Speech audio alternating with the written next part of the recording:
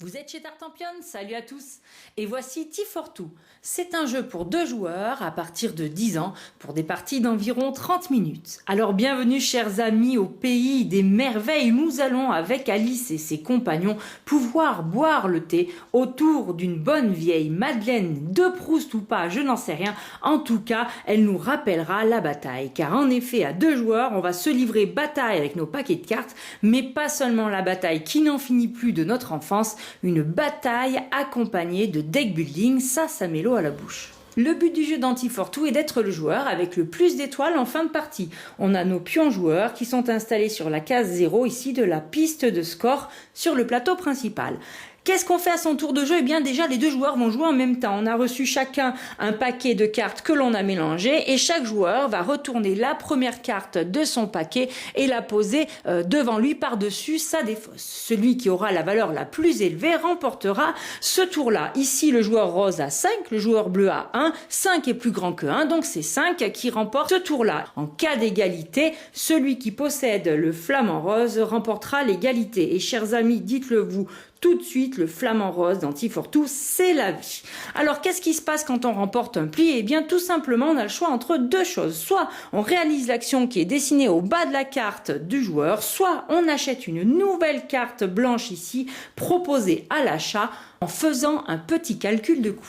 Pour acheter une carte, c'est très simple. Le calcul de coût se fait par la différence des 2 valeurs des cartes.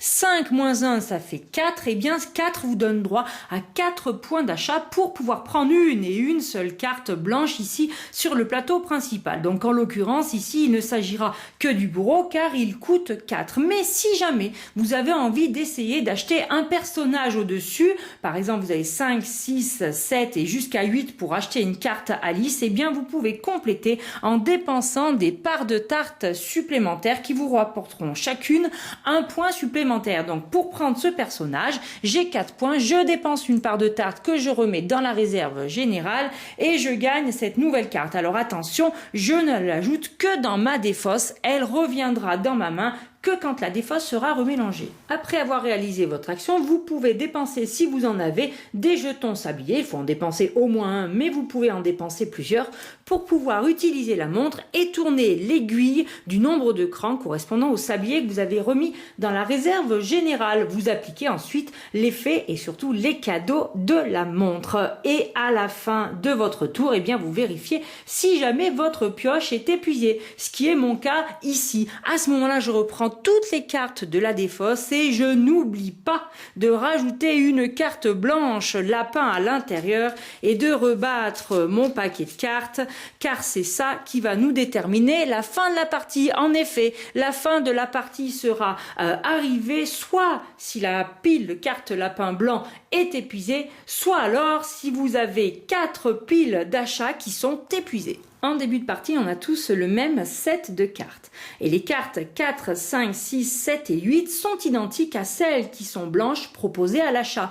On démarre tous en début de partie, donc avec un bourreau, un valet de cœur, une chenille, un roi et une carte Alice. Mais la différence, c'est que les cartes blanches à la vente, eh bien, ont un différent nombre d'étoiles placées en haut à droite. C'est pour ça qu'il faut bien mélanger chaque paquet individuellement avant de les installer sur sa piste de score sur son plateau principal. Alors regardons de plus près les actions que les cartes nous proposent. Concernant le chat, vous pouvez tourner l'aiguille de la montre à l'endroit où vous voulez et gagner ce qu'il y a dessiné dans la case en question. Pour le Loir, vous pouvez prendre 2 parts de tarte de la réserve. C'est aussi le cas pour le valet de cœur qui lui par contre vous propose d'en prendre 3 ou bien alors pour le roi qui vous propose d'en prendre 2 mais il a une petite option supplémentaire, c'est-à-dire soit vous prenez les 2 parts de tarte, soit vous prenez le flamant rose qui appartient à l'adversaire. Alors attention, si jamais il n'y a plus de parts de tarte dans la réserve principale, vous allez les chercher chez l'adversaire et ça c'est assez drôle à faire dans la partie, vous verrez, vous prendrez plaisir. Pour les gardes, vous allez forcer l'adversaire à défausser 3 cartes de sa pioche sans en appliquer les effets. Alors si jamais il n'a plus assez de cartes pour passer les 3 cartes, eh bien il est quand même obligé de remélanger sa défausse sans oublier d'ajouter le lapin pour pouvoir bien défausser les 3 cartes. Ensuite, le bourreau va vous demander de détruire la première carte de la pioche de l'adversaire. Alors la reine est protégée contre ça, et dans le jeu, quand on vous parle de détruire, ne prenez pas vos ciseaux. La carte qui est détruite va tout simplement dans l'emplacement en question du joueur. Mais c'est pas complètement méchant, puisque la carte qu'il aura détruite, eh bien, aura des étoiles. Il devra donc avancer son pion du bon nombre d'étoiles. Ça compense un petit peu la méchanceté du bourreau. Alors le valet de cœur, on l'a vu. La chenille, elle, vous permet tout simplement de prendre dans la pioche principale 2 sabliers. C'est pareil que pour les tartes. S'il n'y en a plus dans la réserve principale, eh bien vous les prenez chez l'adversaire. Le roi, on l'a vu, n'oubliez pas, le flamant rose, c'est la vie. Alice vous permettra de prendre un sablier. Et la reine, comme le lapin blanc, eh bien, ont la même action. Alors, tous les lapins blancs que l'on va prendre de la partie, eux, ont bel et bien 2 étoiles. Et leur action permet de détruire une carte, mais cette fois-ci, une de celles qui sont face visible, ici, à côté du plateau de score. Jetant un œil aux effets de la montre, on en parle depuis tout à l'heure. Eh bien, si votre aiguille est là-dessus, vous gagnerez tout simplement 2 étoiles en avançant votre pion. Si vous faites cette action-là, vous pourrez défausser une des cartes de votre défausse. Alors, je le rappelle, pendant toute la partie, vous avez le droit de consulter votre défausse. Pas votre pioche, mais vous pouvez regarder ce qu'il y a dans votre défausse. Et on n'oublie pas, quand on détruit une carte, eh bien, on va scorer les étoiles. Donc, si par exemple, vous détruisez un lapin qui n'a qu'une valeur de 1, vous gagnez 2 étoiles. Moi, je dis ça, je dis rien. Avec cette action-là, vous pouvez défausser les 2 premières cartes de votre pioche et vous allez scorer toutes les étoiles de la pioche. Ici, vous récupérez le flamand, vous le chippez à l'adversaire et ici, cette action-là vous permet tout simplement de pouvoir réaliser l'action qui est dessinée sur la carte de la défausse, celle du dessus de votre adversaire. Comme je le disais tout à l'heure, la fin de partie arrive si 4 des 5 piles d'achat est épuisée ou alors si un joueur ne peut plus prendre de carte lapin. Bien évidemment, on finit le tour à ce moment-là.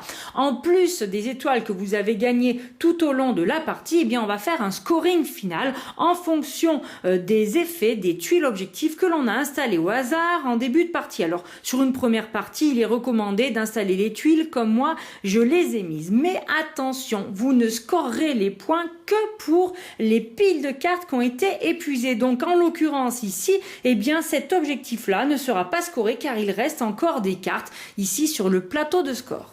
Pour les tuiles objectifs, vous gagnerez en étoiles la valeur qui est indiquée ici sur la pile de cartes épuisées. Donc en fonction de l'emplacement de votre tuile objectif, vous gagnerez une différente quantité de points. Par exemple ici, si je suis le joueur en fin de partie qui possède le plus de cartes à la fois dans ma pioche et dans ma défausse, eh bien je remporterai 4 points de victoire. Mais si ma tuile est installée ici, je remporterai 5 points de victoire. Dans le jeu, il y a d'autres façons de scorer des points avec les objectifs. Ici, c'est si on est majoritaire dans ce type de carte, donc on retrouve la chenille, le bourreau, le valet de cœur, le roi et bien sûr notre Alice. Et on a également d'autres façons de scorer des points. Ici, j'aurai un point de victoire toujours sous forme d'étoile par part de tarte en ma possession à la fin de la partie. Ici, ça sera 2 étoiles par sablier. Et ici, je remporterai les points toujours de la pile épuisée si je suis le joueur qui a détruit le plus de cartes. Pour vérifier ceci, on regarde tout simplement ce qu'il y a installé de part et d'autre du plateau de score principal.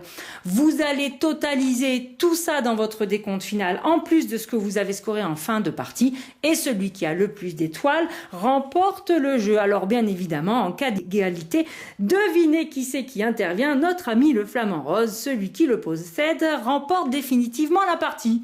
Je vous remercie, chers amis, de m'avoir suivi pour les règles du jeu T42 que je vous recommande. Je vous dis à très bientôt chez Tartampion et n'oubliez pas, d'ici là, amusez-vous bien.